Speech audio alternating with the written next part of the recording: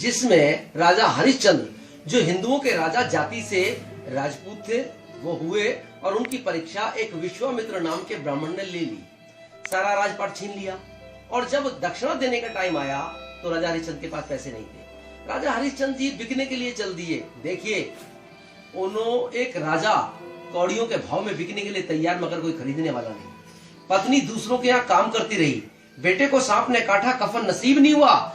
जिस समाज के राजा की इतनी बुरी गत हुई वो हिंदू आज कह रहे हैं कि गर्व से कहो हम हिंदू हैं, लेकिन जिस वाल्मीकि समाज के सेठ ने कालिया भंगी ने उस राजा को खरीद लिया, हम खरीदार होकर भी नहीं कह रहे कि गर्व से कहो हम वाल्मीकि हैं। द्वापर में आप देखिए महाराजा युधिष्ठिर ने अपना मन बहलाने के लिए एक गेम खेला चौसर। उसमें अपनी संपत्ति हारे, राजपाट हारे, यहाँ तक कि अपने भाइयों की और अपनी साझा पत्नी द्रौपदी को हार गए।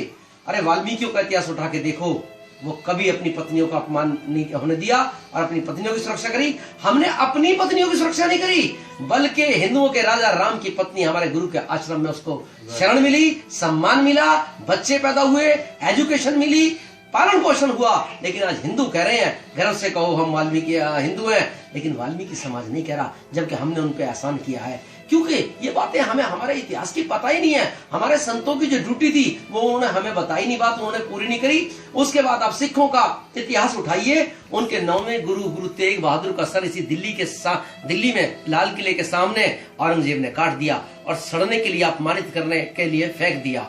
सिखों में 36 कौम है, राजपूत भी है, गुर्जर भी है, जाट भी है, जो अपने आप को दबंग बोलते हैं, लेकिन उनकी हिम्मत नहीं हुई अपने गुरु के सर को सम्मान से उठा के ले जाएं। और जब उठा के ले गया तो वाल्मीकि कौम कबीर भाई जीवन सिंह उठा के ले गया। लेकिन सिख आज बोल रहे हैं, उनकी पगड़ी की लाज हमने रखी, वो बोल रहे हैं गर्व से कहो हम सिख हैं। लेकिन वाल्मीकि समाज नहीं बोल रहा कि गर्व से कहो हम वाल्मीकि हैं, क्योंकि ये बात हमें किसी ने बताई नहीं।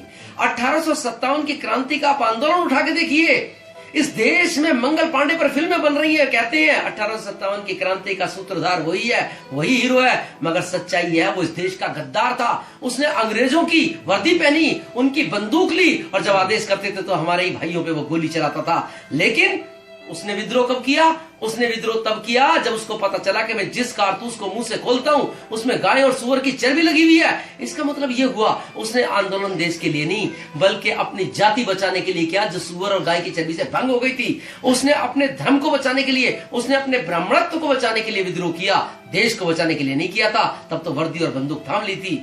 अब ये बात उसे बताई किसने? ये बात उसे बताई उस कारतूस के कारखाने में काम करने वाले माता दीन भंगी ने। लेकिन आज देश के तमाम लोग कह रहे हैं गर्व से कहो हम हिंदुस्तानी हैं, हमें गर्व है हम भारतवासी हैं। लेकिन वाल्मीकि समाज नहीं कह रहा कि हमें गर्व है कि हम वाल्मीकि समाज से हैं जिसने देश को नई रंगत दी।